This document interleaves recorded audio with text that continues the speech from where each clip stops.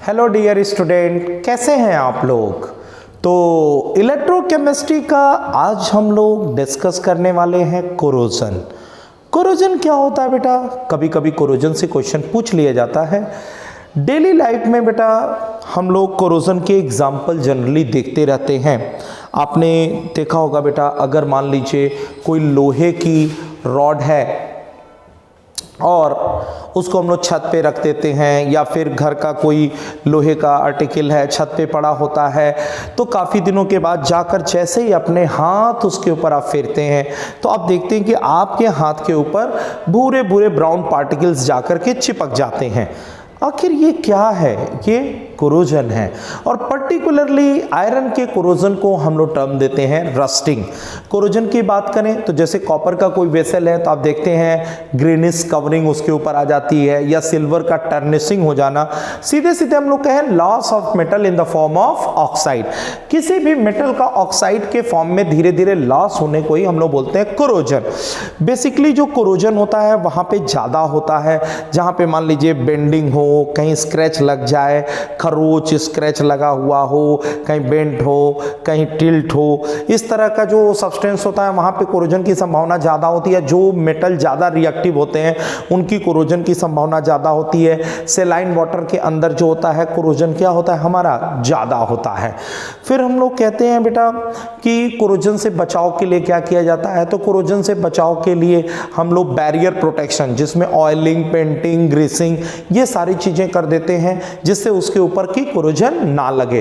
फिर एक होता है सैक्रिफिशियल प्रोटेक्शन। सैक्रिफिशियल प्रोटेक्शन का मतलब होता है मोर रिएक्टिव मेटल की कवरिंग कर देना। बेसिकली बेटा जिंक की अगर हम लोग कवरिंग करते हैं तो उसको नाम देते हैं हम लोग गैल्वेनाइजेशन। पर्टिकुलरली ये क्वेश्चन कई बार पूछा हुआ है। गैल्वेनाइजेशन मतलब मोर रिएक्टिव मेटल जिंक की कवरिंग करना, इसको बोलते हैं गैल्वेनाइजेशन। फिर एक आता है कैथोडिक प्रोटेक्शन। कैथोडिक प्रोटेक्शन का मतलब होता है बेटा कि जैसे मान लीजिए आयरन के बड़े बड़े ऑयल टैंक होते हैं, जमीन के अंदर होते हैं, उनमें रस्ट लग जाता है, तो इसके लिए उसको हम एक मोर रिएक्टिव मेटल से कनेक्ट करा देते हैं। जो मोर रिएक्टिव मेटल होता है वो एनोड की तरह बिहेव करने लगता है, और जो हमारा आयरन टैंक है वो कैथोड की तरह बिहेव करने लगता है, और वो कोरोजन से बच जाता है। फिर हम लोग कहते हैं एंटी रस्ट सोल्यूशन लगा दीजिए। एंटी रस्ट सोल्यूशन में कौन कौन से आते हैं? जैसे बिस्फिनॉल है, एल्कलाइन फॉस्फेट और क्रोमेट सोल्यूशन है, जो गाड़ियों के नीचे एंटी रस्ट सोल्यूशन लग करके एक बैरियर की तरह काम करते हैं। तो चलिए बेटा हम लोग आते हैं कोरोजन में, आगे बढ़ते हैं। देखिए बेटा कोरोजन में सबसे पहले हम लोग कुछ थ्योरेटिकल पॉइंट्स देखेंगे बेटा। थ्योरेटिकल पॉइंट्स में देखिए सबसे पहले कोरोजन की मैकेनिज्म कैसे होती है, मैं इसका थोड़ा सा आपको बेटा मैकेनिज्म बता देता हूं। तो कोरोजन की जब आप मैकेनिज्म देखेंगे तो कहीं पर भी एक आयरन का मान लीजिए कोई एक सब्सटेंस है, तो कोई एक प्लेस पे आयरन जो होता है बेटा ऑक्सीडाइज होता है। ये देखिए आयरन यहाँ पर जब ऑक्सीडाइज होगा तो यहाँ Fe+2 बनाएगा, और जहाँ पे आयरन का ऑक्सीडाइज हुआ यहाँ पर ऑक्सीडेशन की प्रोसेस हुई। ऑक्सीडेशन कहाँ होता है? एनोड पे। हम जानते हैं एटमॉस्फेयर में हमारे H2 होते हैं, CO2 होते हैं, जो मिलके बनाते हैं H2CO3। फर्दर जो बेटा टूट जाता है और बनाता है हाइड्रोजन आयन और कार्बोनेट आयन। देखिए यहाँ पर हाइड्रोजन आयन और कार्बोनेट आयन बन गए, और ये हाइड्रोजन आयन जो है हमारे इलेक्ट्रोलाइट की तरह क्या करते हैं? बिहेव करते हैं। फिर देखिए एटमॉस्फेयर का ऑक्सीजन इस इलेक्ट्रॉन को एक्सेप्ट करता है और इस हाइड्रोजन से कंबाइन करता है, और कंबाइन करने के बाद बना देता है H2O। आप देख रहे हैं ऑक्सीजन इलेक्ट्रॉन एक्सेप्ट कर रहा है, यानी यहां पर कौन सी प्रोसेस हुई? रिडक्शन। और रिडक्शन कहां होता है? कैथोड पे। तो ये हुआ हमारा एनोड, और ये क्या हुआ? कैथोड, और ये हुआ हमारा इलेक्ट्रोलाइट। तो एक तरह से यहां पे पूरा एक मिनिएचर सेल बन गया है। यहां पर देखिए ये एनोड है, ये कैथोड है। आयरन का ऑक्सीडेशन हुआ, ऑक्सीजन का रिडक्शन हुआ, और यहां पे पूरा एक एनोड, कैथोड और इलेक्ट्रोलाइट मिलकर एक पूरा एक मिनिएचर सेल की तरह यहां पर काम करने लगते हैं। फिर हम लोग देखते हैं बेटा, ये देखिए एनोड की रिएक्शन है। एनोड का क्या हो रहा है? ऑक्सीडेशन। Fe हमारा Fe+2 में कन्वर्ट होता है। फिर उसके बाद देखिए कैथोड पर क्या हो रहा है बेटा? कैथोड में ऑक्सीजन इलेक्ट्रॉन को गेन करके हाइड्रोजन से कंबाइन करके H2O बनाता है। इनके पोटेंशियल भी हमने दिया हुआ है। यहां पर देखिए ये इसका इसका स्टैंडर्ड रिडक्शन पोटेंशियल है, यहाँ पर ये इसका पोटेंशियल है। उसके बाद जो Fe+2 बना, ये जो यहाँ पर Fe+2 बना इस वाटर के प्रेजेंस पे जो है मूव करके जो है सरफेस पे आता है, और सरफेस पे आने के बाद मोर स्टेबल फॉर्म Fe+3 में फर्दर ऑक्सीडाइज हो जाता है, और इसी Fe+3 से ढेर सारे वाटर मॉलिक्यूल जा करके क्या होते हैं, जुड़ जाते हैं, और जुड़ने के बाद जो है ये बनाते हैं Fe2O3.XH2O, Fe2O3.XH2O, जिसको हम लोग नाम देते हैं क्या, रस्ट। जिसको क्या नाम देते हैं हम लोग, रस्ट। यही वो रस्ट है बेटा जो कि किसी भी आयरन सब्सटेंस के ऊपर लगता है, ठीक है ना। देखिए यहां पर पूरा का पूरा एक इलेक्ट्रोकेमिकल फिनोमेनन है, आयरन का ऑक्सीडेशन, ऑक्सीजन का फर्दर रिडक्शन, फिर उसके बाद जो है Fe ढेर सारे वाटर मॉलिक्यूल से कंबाइन करके hydrated form of ferric oxide, this is called rust. और इसके प्रोटेक्शन का भी तरीका हमने आपको बता दिया कि इसको कैसे क्या करना है, प्रोटेक्ट करना है। चलिए फर्दर हम लोग इसके अब क्वेश्चंस पे आते हैं बेटा। सबसे पहले देखिए इसका क्वेश्चन है, given the standard electrode potential Fe+2, और ये यहाँ पर Fe का रिडक्शन दिया है, हाइड्रोजन आयन का दिया हुआ है, कह रहा है calculate the E0 cell, E0 cell की वैल्यू कैलकुलेट करनी है।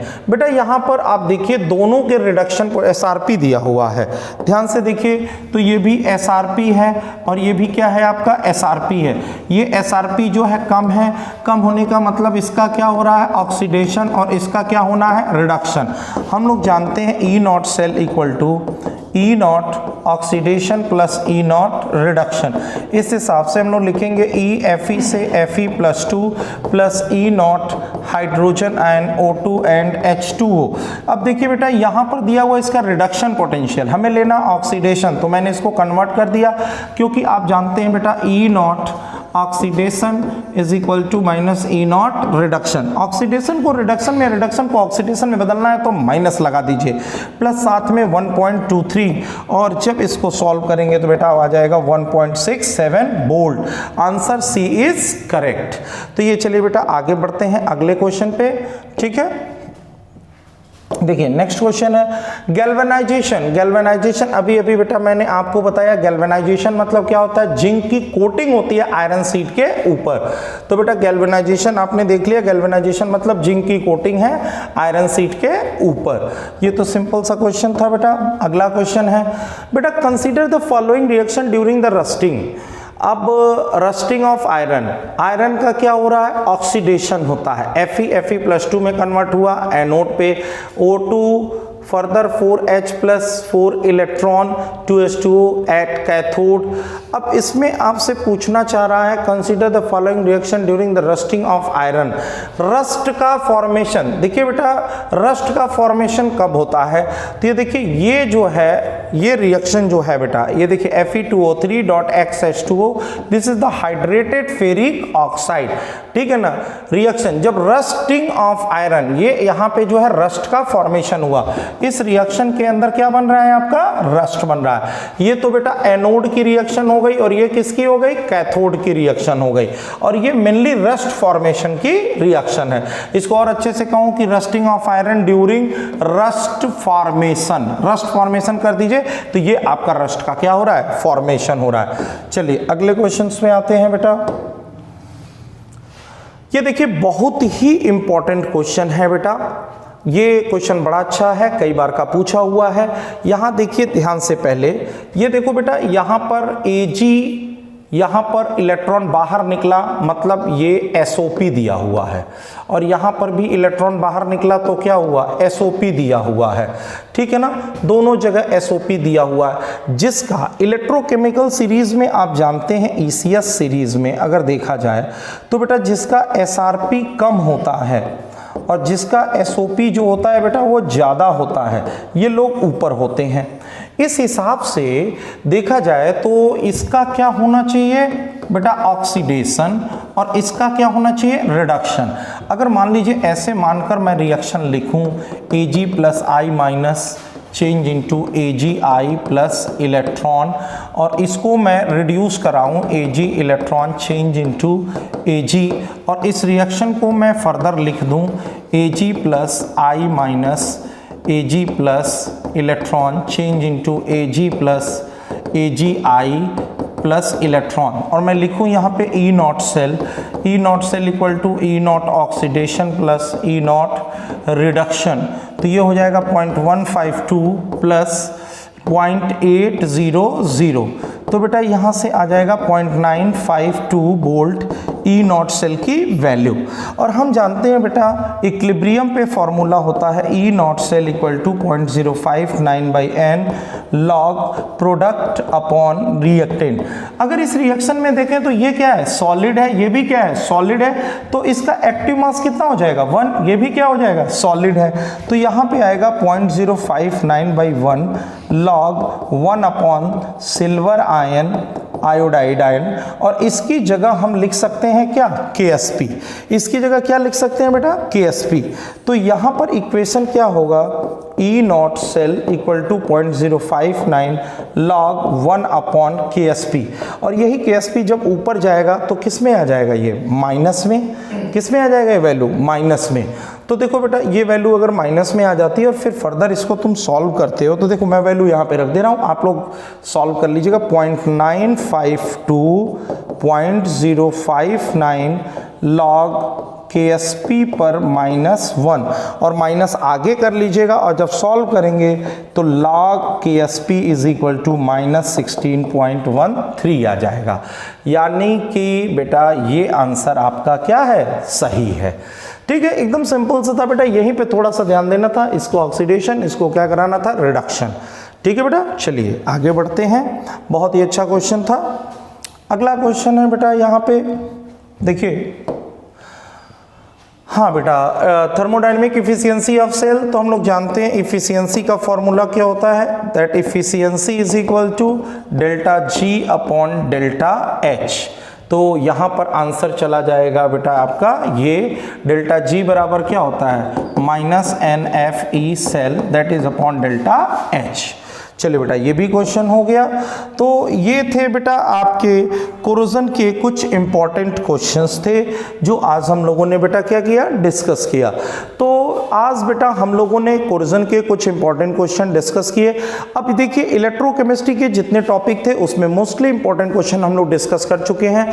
अब 2 दिन और बेटा हम लोग इलेक्ट्रोकेमिस्ट्री पे देंगे, आज डे 8 है और फर्दर बेटा डे 9 और डे 10 हमारा 2 दिन मोस्ट इंपॉर्टेंट इलेक्ट्रोकेमिस्ट्री के क्वेश्चन पे होगा। उसके बाद फिर हम लोग बेटा न्यू टॉपिक पर आएंगे। तब तक के लिए बेटा हम लोग विदा लेते हैं। थैंक यू सो मच बेटा, वर्क हार्ड, सारे क्वेश्चंस देखते रहिए। जय हिंद, जय गुरुकुल।